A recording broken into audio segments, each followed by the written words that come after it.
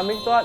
Chào mừng tất cả khán giả quay lại với chương trình Come Out. Thật ra trong cộng đồng của mình á, cũng có rất nhiều người không được bố mẹ chấp nhận. Nhưng mà ở bên cạnh đó có một số bạn may mắn được gia đình của mình chấp nhận và ủng hộ giới tính của mình. Chú ghét những người đó lắm. Bạn đó sợ về gia đình. Và biết học vuốt cho một đợt. Thôi bây giờ đếm 1, 2, 3 nhảy để kết thúc. Chỉ có những người vô tâm Và rớt hết thuốc trong tay xuống. Và hôm nay em sẽ mời đến một khách mời, đó là bạn Hậu. Và mời luôn bố của Hậu. Ok, mình sẽ mời chú ra ha. Xin mời khách mời của ngày hôm nay. Con chào chú. Xin chào chị Khánh Chi, xin chào Tuân. Em tên là Phạm Lê Chí Hậu. Hiện tại năm nay là em 27 tuổi. Em đang làm là nhân viên của bộ phận tiền sảnh tại một khách sạn tại quận Nhất. Hiện tại mình là một người trong cộng đồng LGBT. Mình là một gay. Con xin mời chú giới thiệu đôi nét về bản thân mình. Chào Khánh Chi, chào em trai. Chú là Phạm Ngọc Duy, bà của em Hậu. Năm nay chú 60 tuổi rồi. Vâng. Chị Khánh Chi và Tuân có nhu cầu về khiêu vũ thì có thể liên hệ của ba của Hậu, chú Duy. Chú Duy chuyên về dạy khiêu vũ. Đúng rồi. Hậu ơi, vậy thời điểm nào mà Hậu nhận biết được con người thật của bản thân mình? Từ năm cấp 2 với một cái câu chuyện đầu tiên, đó là một bạn nam cùng lớp. Mình thích đơn phương bạn đó thôi. Rồi thì mình nhận ra được cái con người của chính mình. Và lúc đó thì mình muốn mình sống thật với bản thân của mình hơn. Rồi khi mà Hậu nhận ra như vậy rồi á, Hậu có cảm thấy rất là khó khăn khi mà phải đối diện với bố? Khó khăn có chứ. Khoảng thời gian nó dài bao nhiêu lâu? Là khoảng 10 năm. 10 năm mới kết hôn với gia đình. Thì em có tìm những cái tài liệu, đọc xong cái mình cố gắng mình để đó luôn. Thì cái này mình cố tình mình để đúng không? Đúng, cố tình để cho gia đình mình để cho gia đình biết. Và sau này thì có những cái câu chuyện, nói chung là có những cái biến cố, thì lúc đó là gần như là bế tắc. Ngày xưa thì giống như là sống như là một công tử, cái gì cũng có hết, được chăm từ nhỏ. Đùng 2015 thì mất hết tất cả, mất gia đình, ba với mẹ ly dị.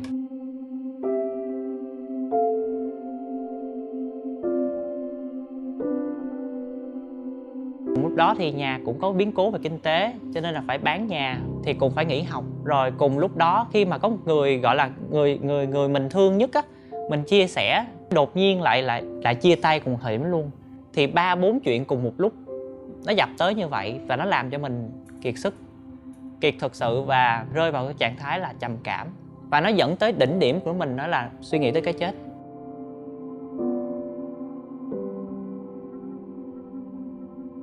Em có ra cầu Bình Triệu, em nói là thôi bây giờ đếm 1, 2, 3 nhảy để kết thúc. Mà khổ quá là thứ nhất là biết bơi. Lần thứ hai là ở nhà không biết mua cái gì để mà uống thuốc tự tử. Thì nó mua một hộp Paradol về, mà một hộp nó làm trong đó có 10 vỉ, một vỉ là 10 viên, là 100 viên, nặng ra hết rồi. Bóp cửa lại và chuẩn bị 1, 2, 3 là uống thôi. Em vừa bỏ vô họng thì em tắt đèn hết rồi, thì lúc đó có cháu của em, có nghĩa là con của anh hai. Em nghe tiếng khóc của nó bên tai. Cái tiếng khóc giật mình và rớt cái ly nước, và rớt hết thuốc trong tay xuống. Và lúc đó đi mở đèn lên thì dặm mấy cái miệng của cái ly bể.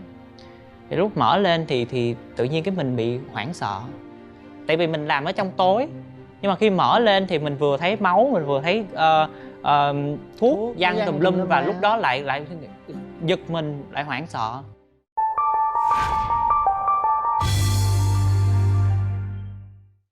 Khi mà Hậu quyết định nói ra cái sự thật đó thì cảm xúc của chú lúc đấy như thế nào? Trước đó mập mờ rồi. Chú mập mờ rồi. Thì một người bạn chú nói cho chú biết là con anh đó hơi vậy.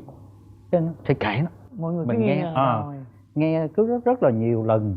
Có một lần rất là sốc là vì bé Hậu có một cái giai đoạn phải ở riêng. Cái nhà mà mướn còn thiếu tiền, bé Hậu không có đòi, chú với mẹ lại đi đòi. Thì đi tới đó đòi thì cái người kia rất là kỳ cục, không muốn trả tiền cho mình. Rồi lại phán cho mình một câu là con trai là BD, là BD.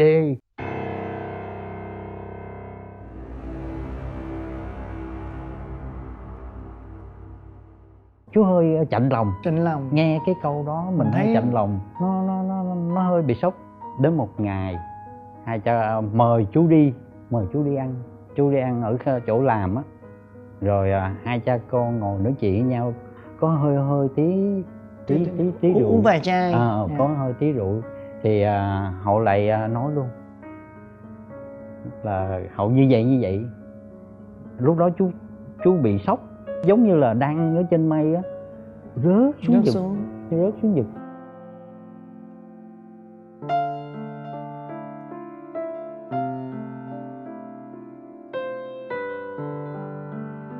Tại vì trước đó chú cũng biết rằng trong cái nữ thì có một phần gen của nam, thì trong nam có một phần gen của nữ. Chính ra vì vậy thì cái phần gen nào đó nó mạnh hơn, nó nhiều hơn thì cái đó nó phải phát triển. Nó phát triển mạnh hơn. Chính ra vì vậy, với lại chú đi ở trên con đường đạo á, thành thử ra chú cũng biết cái nghiệp của họ như thế đó là họ phải chịu như thế đó. Nhỏ hay lớn là phải chấp nhận cái đó. Chú nghĩ rồi những cái điều đó là chú lại ok liền lập tức với bà Hậu. Hạnh phúc của con, niềm vui của con đó là cuộc sống của ba. Vậy thôi.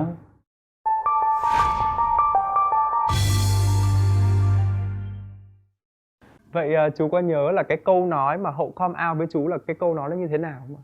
Con không có cho ba một người con mà một người nó đúng hơn là con không thể cho ba một đứa con dâu. Đứa con dâu đúng rồi. Vì anh hai đã làm được điều đó, nhưng ba có biết là con thích một người đàn ông là một người con trai khác. Con sẽ cho con sẽ cho ba một đứa con, một đứa con trai khác. Thì lúc đó ba bị trùng xuống một tí. Và cái này dù cho tới bây giờ, cho tới lúc em nhắm mắt luôn sau này á, thì em cũng không thể nào quên được những cái câu nói này. Là có hỏi ba là nếu mà con như vậy, con là một người con như vậy thì ba có buồn hay không? Ba có bị sốc hay không? Thì ba có nói là buồn chứ, sốc chứ, nhưng mà đó là cái quyền quyết định của con. Và hỏi thêm nữa là bây giờ xã hội không có chấp nhận con, gia đình mình khá là đông, thì ba có sợ cô dì chú bác ở trong nhà nói gì mình hay không? Thì ba có nói là ba và mẹ có thể cho con được cái hình hài như ngày hôm nay. Ba có thể đi bịt miệng được một người, bịt miệng được 10 người, nhưng ba không thể nào mà đi bịt miệng hết cả một cái thế giới này. Tại sao chính những người cho con, những người thân yêu của con là ba, cho con được cái hình hài này, chấp nhận với cuộc sống của con hiện tại, thì tại sao con phải quan tâm người khác nghĩ gì về con? Đó là một cái câu nói mà tác động em rất là lớn trong cái hành trình của mình. Và lúc đó nghe xong cái câu nói đó thì khóc như một đứa con nít.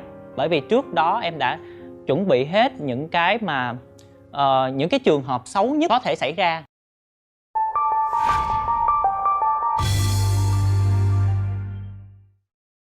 Người ta không chấp nhận được là do không theo ý của người ta, không theo ý của phụ huynh.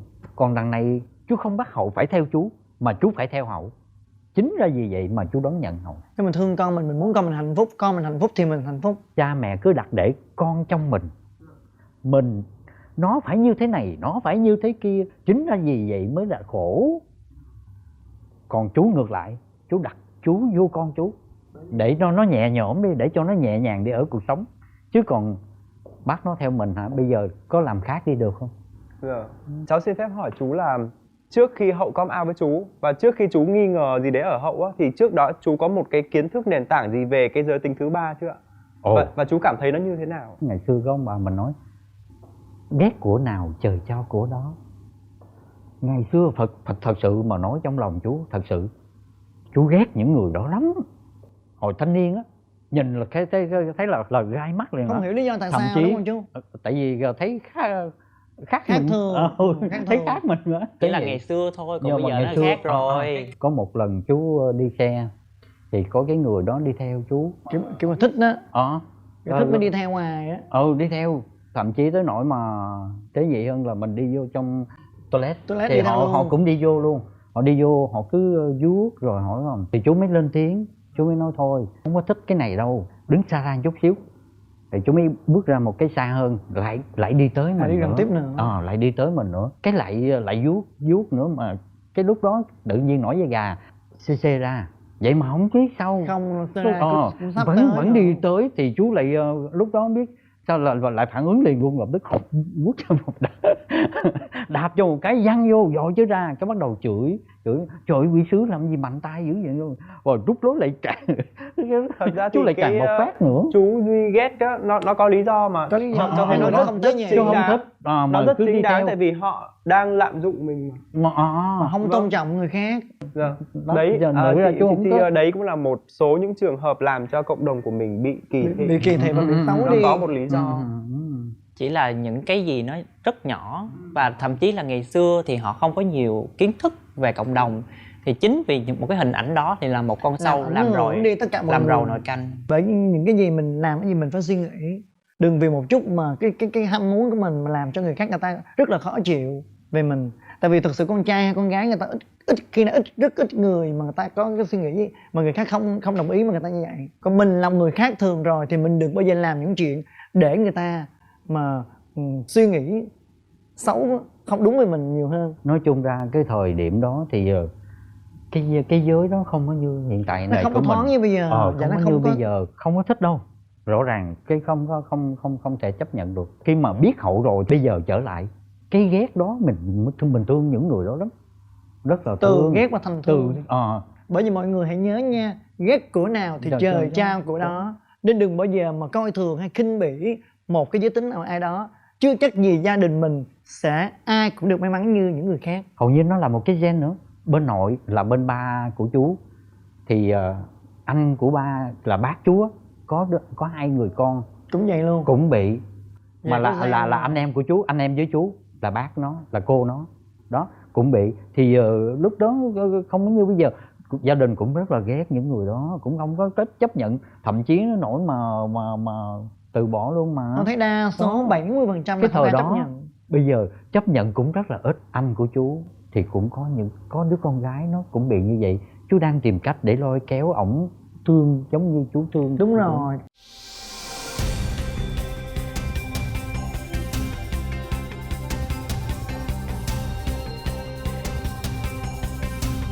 Con nghĩ là mọi người sinh ra người ta không chọn được giới tính của mình.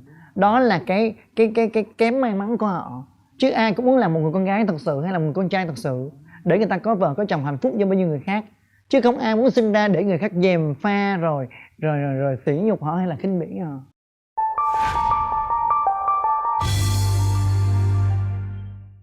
Cho Tuấn hỏi về chuyện tình cảm của Hậu.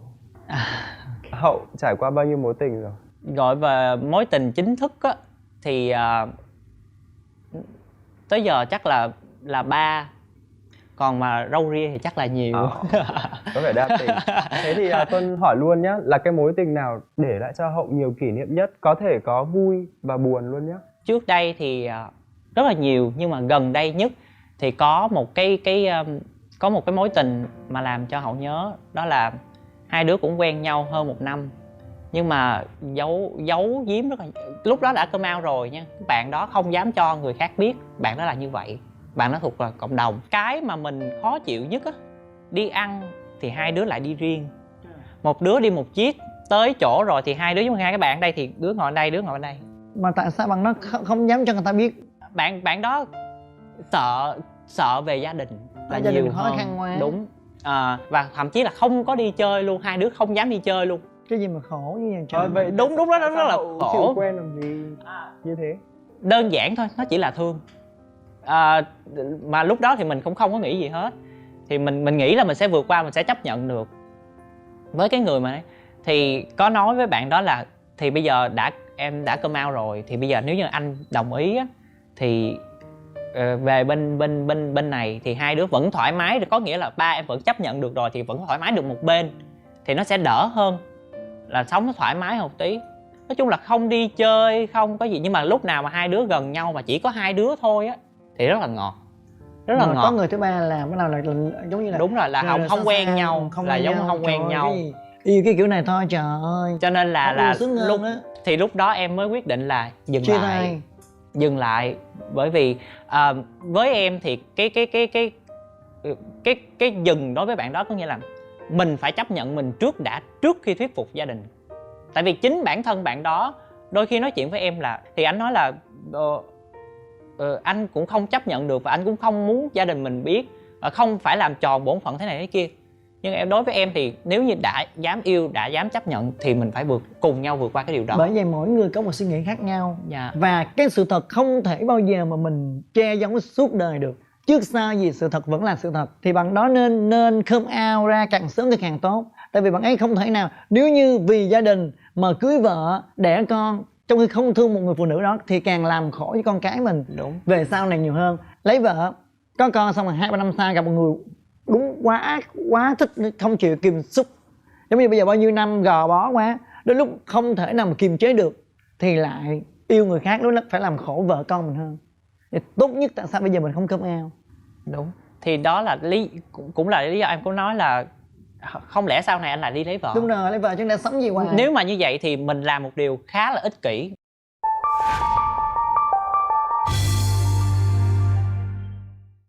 Hậu come out rồi á thì chú lo lắng cho cuộc sống của Hậu á, chú lo lắng điều gì? Đó, hồi nãy giờ nói bây giờ chú mới biết là cái hoàn cảnh, cái tâm tinh sinh lý là như vậy. Chứ rõ giờ chưa có chưa nói. biết Chị rõ, nói, đúng chị không? có nói là con như vậy thôi, chứ đâu có kể Không chi nói tiết rõ giống ràng như vậy chi tiết đó. như vậy. Đó. Tại vì nói đúng đó. hơn như thế này là nó có thể khi mà ba chia sẻ như vậy có nghĩa là không phải là ba không quan tâm. Cái cách của ba quan tâm là muốn Hậu tự vượt qua hết tất cả, và khi mà mình làm chủ được bản thân của mình thì không ai làm được gì mình hết. Cứ hãy cái gì trong cuộc sống, cái gì nó đến nó sẽ đến, hãy để cho nó tự nhiên. Tại vì mình sắp đặt không như ý thì sao đây? Nó còn tệ hại hơn. Đó. Bất cứ cha mẹ nào cũng muốn cho con mình vui sướng và hạnh phúc hết, không có muốn cho con mình đâu có ai. Chỉ có những người vô tâm Và sống cho bản thân mình. sống cho bản thân mình, lấy con mình làm công cụ, dạ. nó lại khác đi. Nhưng mà điều đó rất là thiểu số thôi, rất là ít. Vậy chú có mong muốn Hậu được yên bề gia thất không ạ? Có chứ, cũng muốn. Thì hạnh phúc của nó là hạnh phúc của chú mà. Thì em có chia sẻ với ba sau này có một người mà thương thật sự, rồi hai đứa có một cái suy tính về cái chuyện lâu dài thì bác cứ làm đi, nếu thương thì cứ tiến tới. Và tại sao thì lúc đó là làm chủ hôn rồi, cho nên là em cũng khá là thương ba điểm này.